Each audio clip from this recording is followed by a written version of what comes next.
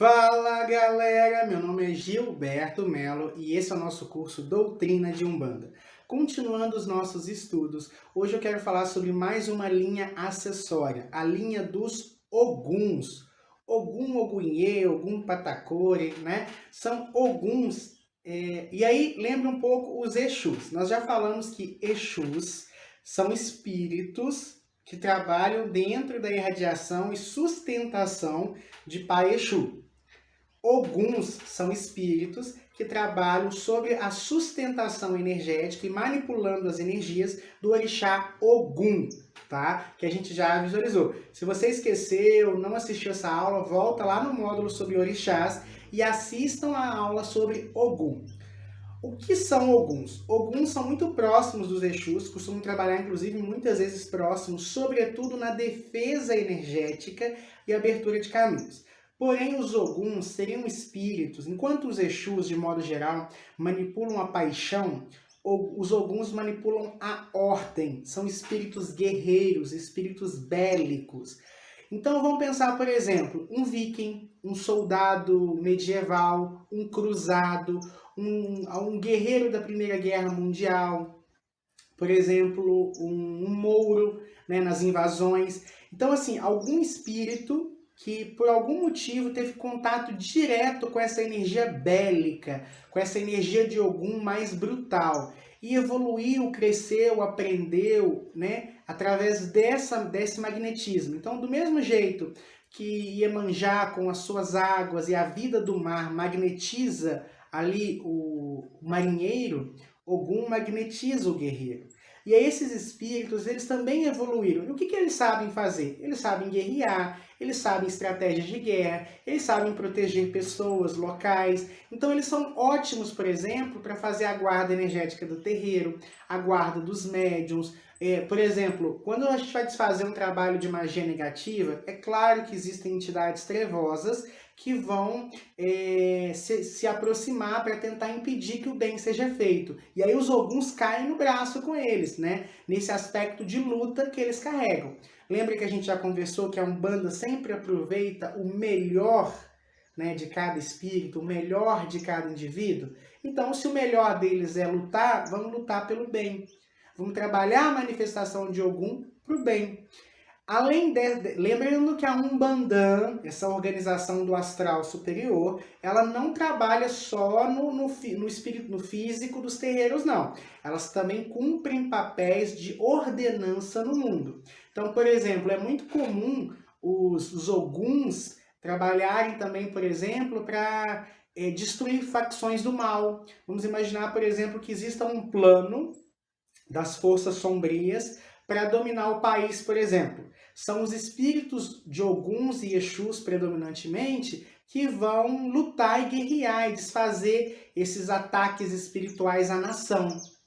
Antigamente, os magistas chamavam a linha dos Oguns, isso na tradição esotérica, de espíritos de Marte. Tá? É a mesma coisa, só que na Umbanda nós chamamos de Oguns.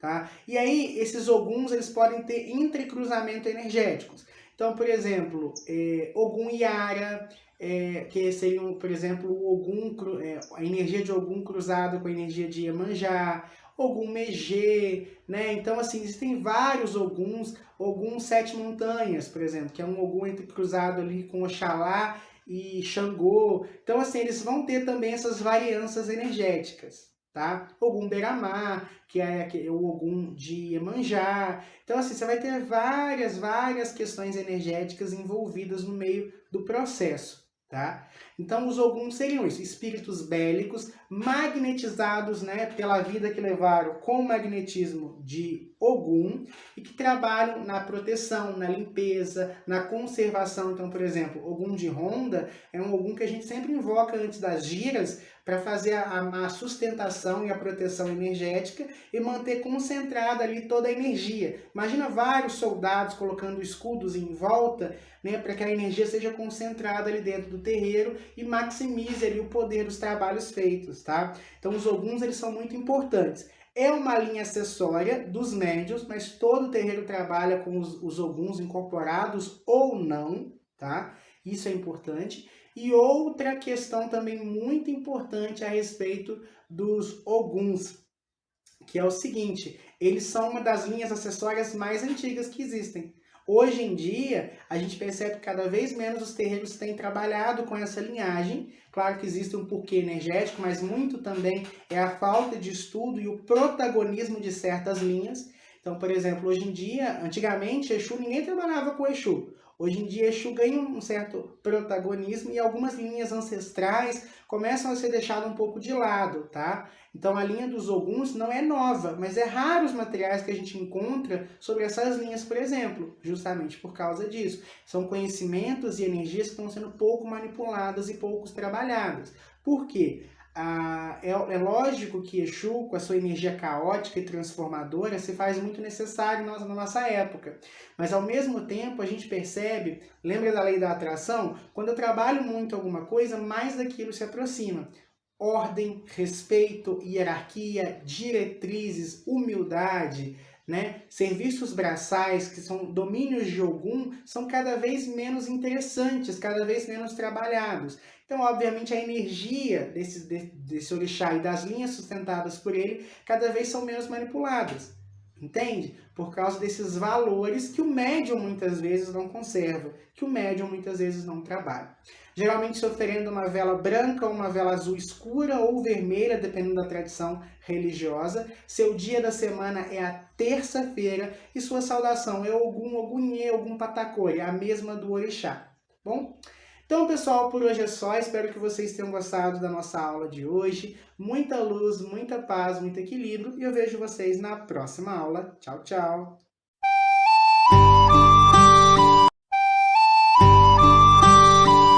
Fala, galera! Meu nome é Gilberto Melo e esse é o nosso curso Doutrina de Umbanda. Continuando o nosso estudo a respeito das linhas acessórias, hoje eu quero falar para vocês sobre a linha dos baianos, né? Hoje eu quero falar para vocês sobre a linha das baianas, dos baianos, do povo da Bahia. Salve o povo da Bahia! Essa linha acessória também é muito conhecida, né? Mas ao mesmo tempo tem se deixado, como aconteceu com os Oguns, a cair um pouco no esquecimento, principalmente sobre os novos umbandistas, focados em determinadas linhas, né? E a gente entende que são processos naturais, certas épocas existe uma predominância, uma preponderância de certas linhas, até pela natureza e mistérios dessas linhas. Porém, a linha dos baianos também é uma linha maravilhosa, do povo da Bahia, né? Engraçado que é uma linha regional, a gente chama isso de regional, né? Que é uma linha que vai definir o espírito de um determinado grupo. A Umbanda é uma religião de ancestralidade, né? O que é uma religião de ancestralidade? Ela cultua os seus ancestrais. O culto aos orixás nada mais é, principalmente dentro do candomblé, que um culto aos seus ancestrais. E a Bahia, né, aonde que os portugueses, os europeus e boa parte dos escravizados, né, chegavam ao Brasil? Pelos portos de Salvador. Salvador foi a primeira capital do Brasil. Né? Durante muito tempo, Salvador foi a capital do Brasil. Então, o que acontece? Eu acho que foi a primeira capital mesmo, agora eu estou em dúvida. Mas, assim, Salvador durante muito tempo foi a capital do Brasil. Então, o povo da Bahia, né, principalmente ali os miscigenados que foram surgindo, né, eles também mantiveram viva a religião. Então, cultuar essa linhagem, cultuar esse grupo espiritual, é manter vivo ali os primeiros, aqueles que vieram para cá. E eles trazem, né, para nós o quê? O seu axé, o seu magnetismo, o seu jeito de viver a vida. Geralmente eles são excelentes conselheiros, geralmente eles são muito brincalhões, eles lembram muito energeticamente falando a linha dos marinheiros, até porque de modo geral ficavam ali muito nos povos com os ribeirinhos, né? Viviam ali em função do mar e da terra, então eles carregam bem esse magnetismo também, geralmente bebem água de coco nos seus trabalhos, eles vêm mostrar pra gente que a vida pode ter uma certa leveza. Do mesmo jeito que o malandro carioca, representado ali por Zé Pilintra, o baiano, né, a baiana, ela vem mostrar a vida de um outro jeito, ela vem mostrar uma vida mais simples, uma vida mais leve, né, ao mesmo tempo que vem ensinar pra gente com seus sofrimentos, porque eram vidas muito escassas. A vida no passado era muito difícil, a vida dos nossos ancestrais. Hoje em dia, né, o alimento, é claro que a vida continua difícil, nós temos que trabalhar, correr atrás, mas de modo geral, a gente percebe que no passado era muito mais difícil, não tinha tanta comodidade, e os baianos, eles ensinam essa lição para nós com a sua própria vida. E eu gosto muito desse aspecto da Umbanda, né? Por exemplo, existem certas linhas de Umbanda, por exemplo, a linha dos pretos velhos, que fala muito da humildade pra gente. A gente acha que para alguém ser especial, essa pessoa tem que ter um destaque, né? Então, por exemplo, a linha dos Exus, das Pombageiras e tudo mais, onde eu fui uma rainha. Quando uma entidade vai contar a história pra gente, a gente fica encantado, né? Ah, eu fui uma rainha, eu fui um rei, ah, eu fui um padre que fugiu com uma bruxa. Várias histórias assim a gente encontra nas histórias de Umbanda. Só que isso é ótimo, cada história tem uma mensagem, mas tem uma coisa que eu sinto muito falta, e não que a Umbanda não tem, é porque não chama tanto a nossa atenção, que é o sagrado do dia a dia. Aquela dona de casa, por exemplo, que a vida inteira só criou dos seus filhos, só criou seus filhos, viveu para o marido e para os filhos. Essa mulher não é digna do divino, a vida que ela levou também não foi divina. Se todos nós somos divinos, a mulher que optou também em ser dona de casa e amou seus filhos e criou seus filhos, também tem algo a me ensinar. A senhora que ficou 80 anos casada sem nunca ter traído seu marido, ela tem algo a me ensinar sobre relacionamento. O Zé, que a vida inteira morou na roça, capinando, apanhando ali o próprio alimento, ele tem muito a me ensinar sobre prosperidade, sobre família. E essas linhas regionais, a linha dos baianos, né, a linha dos marinheiros, dos pescadores também, são vidas muito difíceis, que a gente sempre imagina um marinheiro e acha que ele era o capitão do navio. E o grumete, e o cara que fazia comida, e o tempo de escassez. A vida em si é uma grande professora. E a Umbanda tem milhões de professores, milhões de almas que viveram N experiências diferentes e que têm algo a nos ensinar. Então, a linha dos baianos vem ensinar isso. Eles nos ensinam com a própria vida, com a própria história, com a sua própria maneira de ser. Isso vale também para outras linhagens, como a linhagem de Zé Pilintre, como eu já falei, como a linhagem, né, de várias entidades que vêm aí e nos ensinam com a própria vida. Toda vida é sagrada, todo indivíduo é sagrado. E quando eu entro nessa questão de só o que é fantástico, só o que é grandioso é digno de nota, eu apago um divino que está ali atrás do fogão. E é por isso que hoje em dia nós temos muitos umbandistas, muitos espiritualistas de internet, mas que não cuidam da mãe, não cuidam dos filhos, não fazem a manutenção do relacionamento, não respeitam o seu chefe.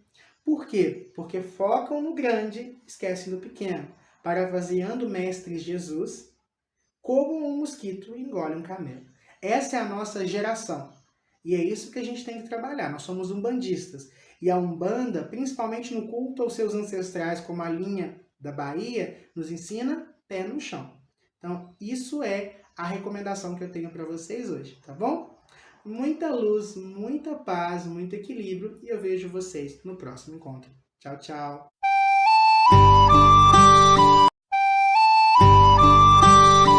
Fala galera, meu nome é Gilberto Melo e esse é o nosso curso Estudos de Umbanda. Hoje eu quero introduzir nosso quarto módulo para vocês, o módulo Crenças da Umbanda. E nessa primeira aula introdutória eu já quero começar dizendo para vocês que a Umbanda ela é muito diversa. Nós viemos conversando isso já desde as primeiras aulas, mostrando que há uma diversidade muito grande no culto de Umbanda. E isso vai acontecer também no processo de crenças. Tanto que eu vou buscar me ater nesse módulo as crenças que são comuns aos terreiros, como a crença nos orixás, o contato com o espírito, né? A questão da mediunidade, que são pontos de convergência de todos os terreiros. Porém, cada terreiro vai ter suas particularidades, tanto da cultura local em que ele está inserido. Então, por exemplo, os terreiros de Umbanda na Bahia, são diferentes dos terreiros de Umbanda do Rio. E mesmo dentro de uma mesma cidade, os terreiros eles vão ter diferenças de um para o outro, associado ali à ancestralidade do pai de santo e da egrégora que é composto aquela casa. Então, por exemplo, um terreiro onde, além de babalaô, além de pai de santo, a pessoa também foi iniciada, por exemplo, na magia natural, vai ter uma visão diferente de um terreiro onde o pai de santo foi raspado também no candomblé. Ou ainda um terceiro pai de santo que não teve contato direto com o candomblé ou contato direto com a magia, mas somente se desenvolveu num terreiro tradicional de Umbanda, vai ter uma forma de trabalhar e uma visão particularmente diferente dos outros dois. Tá? Então a ancestralidade, por exemplo, se esse terreiro que você frequenta ou que você visita é um terreiro de muitas décadas, então ele se desenvolveu junto com a Umbanda, ou se é um terreiro novo que abriu agora, né, onde o pai de santo ou a mãe de santo se desenvolveu há pouco tempo, tudo isso vai gerar muita diferença na prática, tá? Não quer dizer que esse terreiro está errado, aquele terreiro está errado. A Umbanda não trabalha com isso. Todo espírito que se propuser a caridade será bem acolhido pela Umbanda. Então, se a intenção do sacerdote, se a intenção do pai de santo é boa, se ele tem essa missão sacerdotal, os espíritos que o acompanham vão o assessorar. Então, essa diferença é normal e ela sempre existiu. Vamos pegar, por exemplo, as outras religiões mais dominantes. O catolicismo. Quando você pega, por exemplo, a igreja ortodoxa e a igreja católica romana, há muitos pontos de diferença. Existem pontos em comum? Sim, mas existem pontos de diferenças. Quando você pega, por exemplo, o movimento protestante, as igrejas evangélicas, cada denominação, batista, Assembleia de Deus, quadrangular, todas essas igrejas elas têm pontos em comuns, mas elas vão ter pontos de convergência. Isso, obviamente, não seria diferente no terreiro. Tá? Então, cada terreiro vai ter suas particularidades que devem ser respeitadas, né? Que devem ser compreendidas e não julgadas. Ninguém está aqui para ser o inquisidor de Aruanda, tá, pessoal? Isso é muito importante. É claro que a gente também tem que entender que existem muitos processos que não são tão adequados, né? Mas não é a forma, não é porque, por exemplo, tem terreiros que as pombagiras podem dançar, que as pombagiras podem, por exemplo, vestir roupas chamativas, coloridas. Em outros terreiros, o médium, quando recebe a pombagira, precisa manter ali o mesmo padrão do branco. Não quer dizer que aquele que permite a roupa colorida ou que permite a roupa branca, que um é melhor do que o outro, tá? É só a forma de trabalhar. E os espíritos vão responder, vão se adequar a isso de maneira tranquila.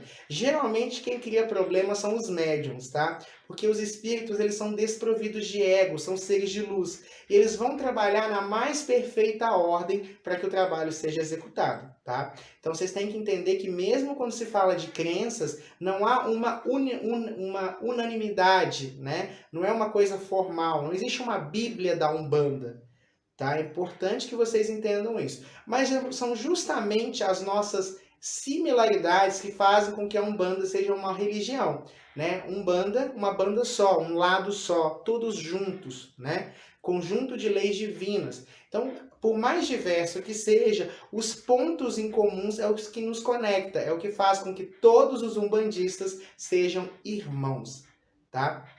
E nesse módulo nós vamos falar um pouquinho sobre essas crenças, sobre esses processos, tá? Lembrando que essas crenças são crenças que a Umbanda absorveu das religiões da qual ela bebeu a fonte. Então, muito das crenças vocês vão encontrar também dentro do kardecismo, dentro da pagelância indígena, dentro do cristianismo, tá? Então, a Umbanda é uma religião que, como a gente viu, ela sofreu influências diretas de outras religiões pretéritas a elas. Então, muito das crenças, obviamente, são retiradas desse povo. Além disso, crenças que se desenvolveram junto com a Umbanda. Porque a religião, de modo geral, ela é mutável, né? Todas as religiões o são, principalmente a Umbanda, que é uma religião que recebe muitas entradas. Como assim entradas?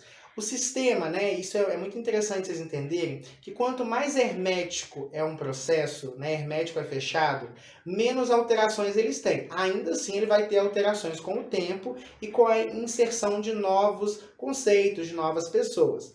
Agora, a Umbanda é uma religião que ela já nasce com a disposição de acolher a todos, tanto no plano físico quanto no plano espiritual. Então é normal que essa religião ela vá mudando, ela vá ampliando.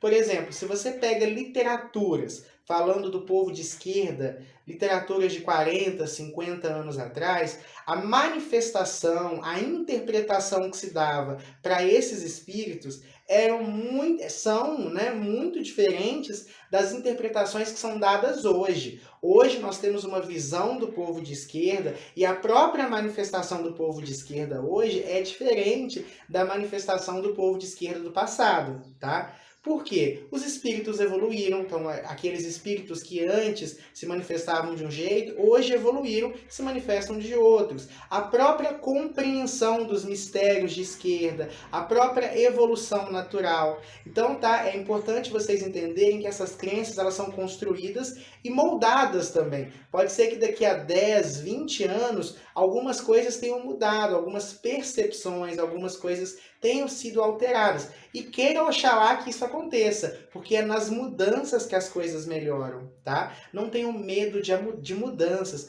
Exu, né, o orixá da transformação, é ele que permite com que tudo aconteça. E sem Exu não se faz nada. E quando Exu está presente, a mudança naturalmente acontece. Então, como Exu está presente na Umbanda, a Umbanda naturalmente vai evoluir. Sempre, obviamente, para o positivo, sempre, obviamente, para esse processo de melhora, tá? É importante que vocês aí que estão me acompanhando tenham essa percepção. Então, a partir de agora, nós vamos estudar as crenças da Umbanda. Algumas coisas que muitas, obviamente, são de senso comum, mas que a gente tem que frisar, já que o objetivo do nosso curso é montar um estudo amplo, completo do que é a Umbanda, tá bom? Então, pessoal, por hoje é só. Espero que vocês tenham gostado aí do nosso material, espero que vocês tenham gostado do nosso conteúdo. Desejo muita luz, muita paz, muito equilíbrio e eu vejo vocês no próximo encontro. Tchau, tchau!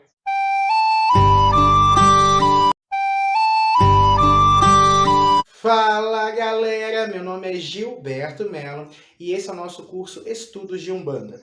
Hoje eu quero falar para vocês sobre a hierarquia espiritual dentro da Umbanda. Como a Umbanda enxerga Deus, os orixás, os guias, os santos, como os umbandistas enxergam as divindades, como o umbandista enxerga a autoridade sacerdotal, como a Umbanda enxerga ali a alma ancestral. Então vamos lá. A primeira coisa que tem que ficar claro, a gente já conversou sobre isso lá no módulo 2, a respeito, obviamente, né, da crença em Deus. A Umbanda acredita em Deus. Diferente do que muitas pessoas alegam, a Umbanda não é uma religião panteísta ou politeísta. Ela é uma religião monoteísta, tá? Ela tem a crença num Deus maior, num Deus superior. Esse Deus, de acordo com a tradição, pode receber vários nomes. Olorum, Zambi, Olodumaré, Deus, Jeová.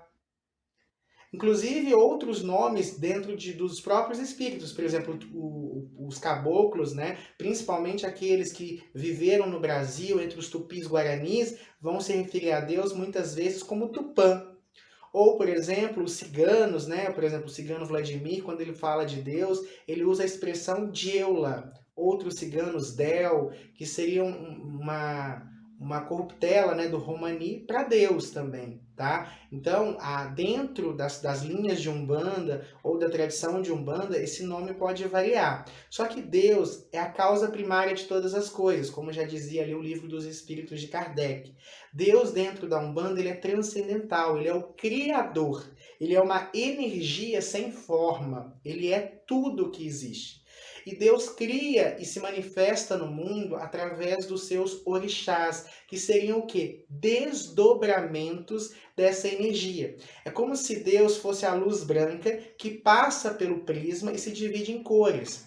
isso acontece. O prisma seria a tridimensionalidade da criação, a materialidade. Então Deus, essa energia, no momento que ele passa para essa dimensão, para a terceira dimensão, para a materialidade, ele se subdivide em frequências. Essas frequências nós chamamos de orixás, que seriam manifestações de Deus, frações do que Deus é. Então, a justiça de Deus é Xangô, o amor de Deus é Oxum. Então, os orixás, eles são isso, eles são manifestações diversas de Deus, tá? Então, dentro da hierarquia de Umbanda, nós temos Deus, abaixo de Deus, os orixás, a quem nós acessamos mais diretamente. Então, é claro que no momento que eu estou cultuando a Oxum, eu estou trabalhando uma fração de Deus. Eu estou me conectando a Deus, tá? Então, os orixás, eles são isso, são as manifestações, são as energias de Deus. Abaixo dessas energias, nós temos os guias espirituais, ou falangeiros dos orixás. Então, esses guias são espíritos, humanos ou naturais. Os espíritos naturais são aqueles que não viveram uma experiência na carne como humanos, são elementais, são seres encantados, como nós chamamos. E eles fazem parte dessa hierarquia. São esses espíritos que nós recebemos no terreiro. Então, ninguém incorpora Yansan no terreiro. Nós incorporamos espíritos falangeiros que manipulam essa energia. Tá? Ninguém incorpora Oxum no terreiro. Nós incorporamos falangeiros de Oxum. Então, os espíritos seriam esses seres de luz que viveram na Terra ou não, mas que apresentam um grau evolutivo amplo e vêm nos auxiliar. O Babalaô, o pai de santo, a mãe de santo, a Ialorixá ou o Babalorixá, o cacique ou o zelador, são vários nomes que definem ali, de acordo com a tradição, o sacerdote da casa. É um ser humano, é um espírito falho, em processo encarnatório, que tem uma missão de sacerdócio. Então não é qualquer pessoa que pode se tornar um sacerdote, tá? É uma missão. Tanto que o chakra coronário de um sacerdote de Umbanda, ou de um sacerdote de modo geral, um padre, um pastor, né, um monge, ele é maior. Então, isso é arbitrário, tá? Mas vamos imaginar que o chakra coronário de alguém é desse tamanho, o de um sacerdote é desse. Por quê? Porque todos os filhos de santo de um sacerdote estão conectados a ele. Então, a coroa dele é propícia para receber conexões, não só com Deus, com seus orixás e com os numerosos guias que acompanham um sacerdote de Umbanda, tá? Geralmente, o sacerdote ele tem conexão com mais espíritos pela natureza da profissão espiritual dele. Então, por exemplo, vamos imaginar, o presidente, por exemplo, ele não anda na rua de qualquer jeito, ele precisa de seguranças. O sacerdote, como ele trabalha, né, fazendo o bem, ajudando muitas pessoas, os obsessores, quiumbas, magos negros, têm um ataque mais concentrado nessas pessoas. Por isso eles têm mais proteção espiritual. Então, se um médium normal costuma ter até 3 pombagiras, ou Exus ou outras entidades, o Pai de Santo pode ter até 7. Não quer dizer que o Pai de Santo vai incorporar 7 entidades de uma mesma linha. Quer dizer que elas vão estar relacionadas a ele, protegendo, vindo quando se faz necessário e realizando trabalhos específicos, tá?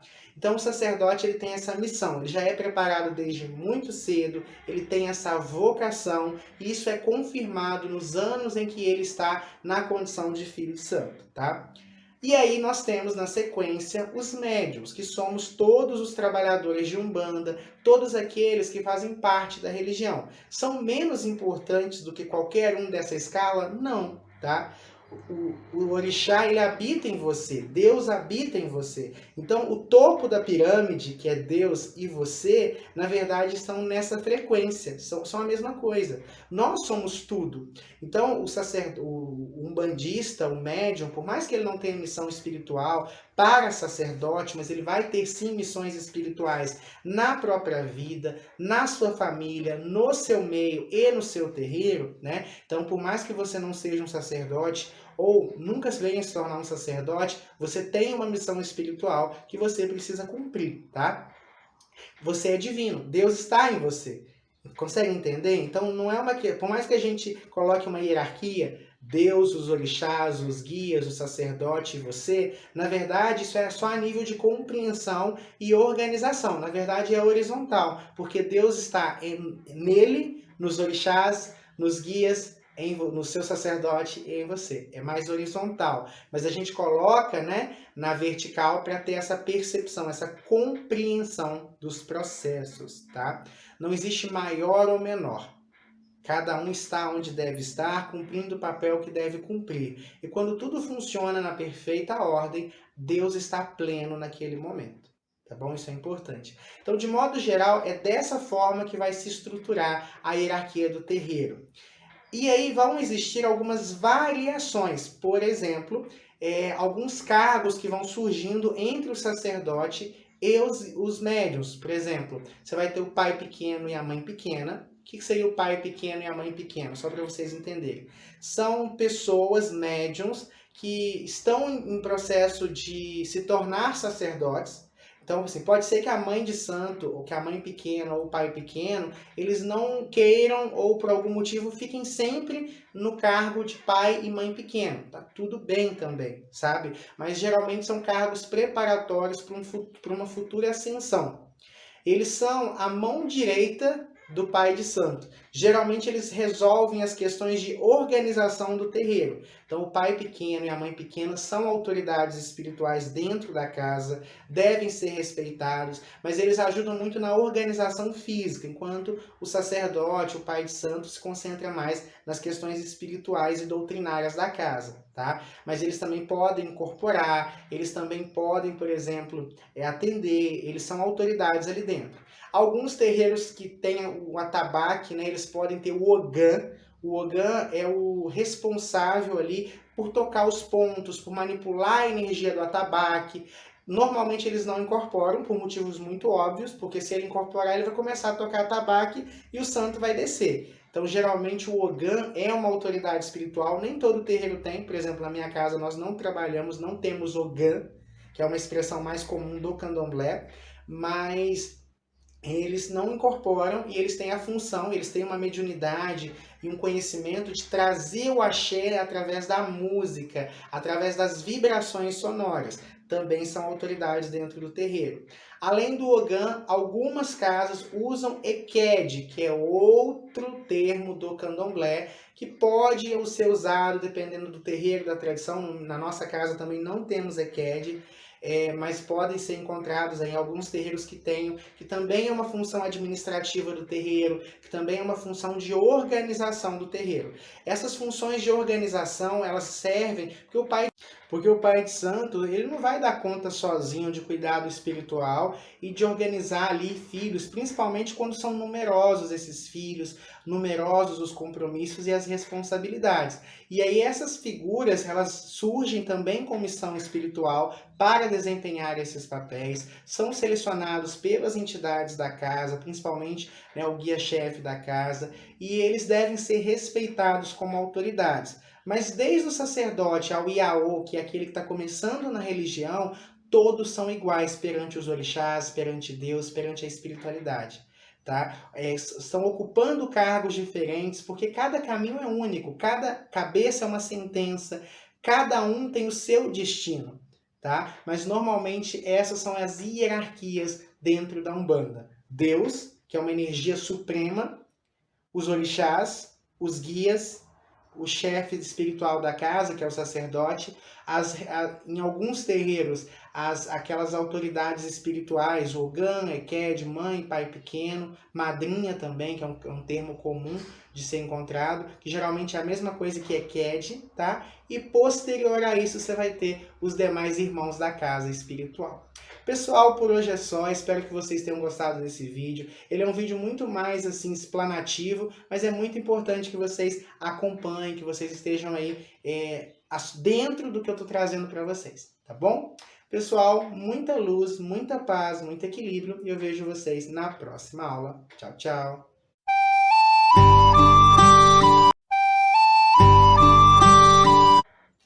Fala galera, meu nome é Gilberto Melo e hoje eu tô aqui trazendo mais uma crença para vocês da Umbanda no nosso curso Estudos de Umbanda. Hoje eu vou falar sobre reencarnação, que é um assunto que se correlaciona com a nossa última aula, que foi a respeito da crença nos espíritos. Dentro da visão da espiritualidade, principalmente espiritismo, umbanda, hinduísmo, várias correntes espirituais, nós temos a crença na evolução.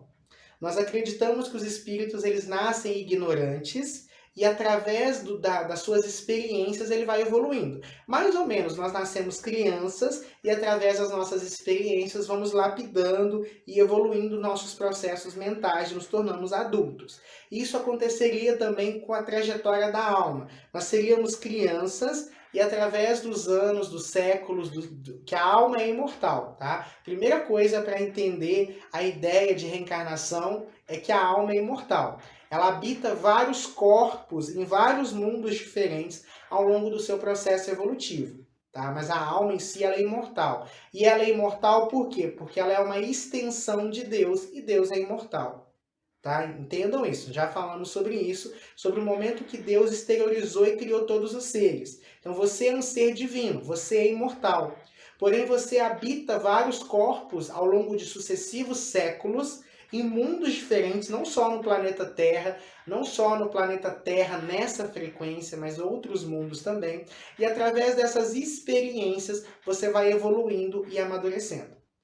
Gilberto, mas a crença da reencarnação ela não faz sentido? Não faz, não. Vamos parar para pensar?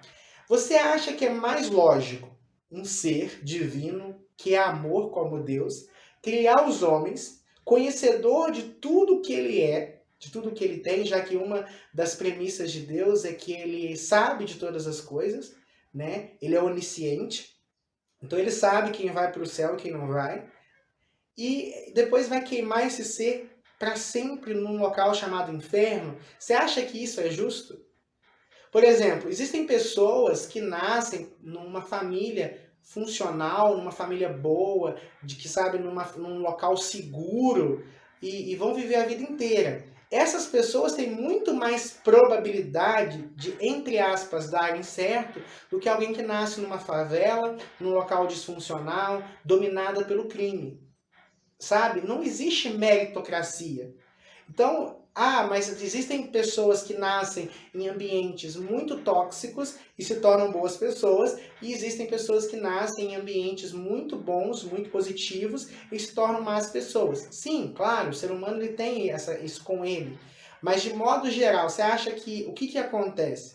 Não é isso que acontece de modo geral. Então, não faz sentido essa crença. Faz muito mais sentido a ideia de que nós temos que aprender e evoluir. Então, dentro da crença da encarnação, é o seguinte: errou numa vida, você tem uma outra oportunidade de consertar, muitas vezes passando pela experiência num outro ponto de vista. É como se a vida te colocasse em vários locais diferentes para você ter uma visão total daquela situação e assim evoluir. Porque a gente só consegue ter clareza quando a gente enxerga todos os ângulos. Então, muitas vezes, nós trazemos algumas questões que nós chamamos de kármicas, que são aqueles aprendizados mais ferrenhos que nós trazemos de outras vidas. Então, por exemplo, eu tive inimizade com uma determinada pessoa. Através da reencarnação, eu nasço filho, mãe, pai, irmão daquela pessoa, para através dos laços do amor quebrar aquilo ali. Ou, por exemplo, um marido que abandonou a esposa numa vida passada e ela morreu de fome, nessa vida aquela esposa vem como sua mãe e ele cuida dela na velhice.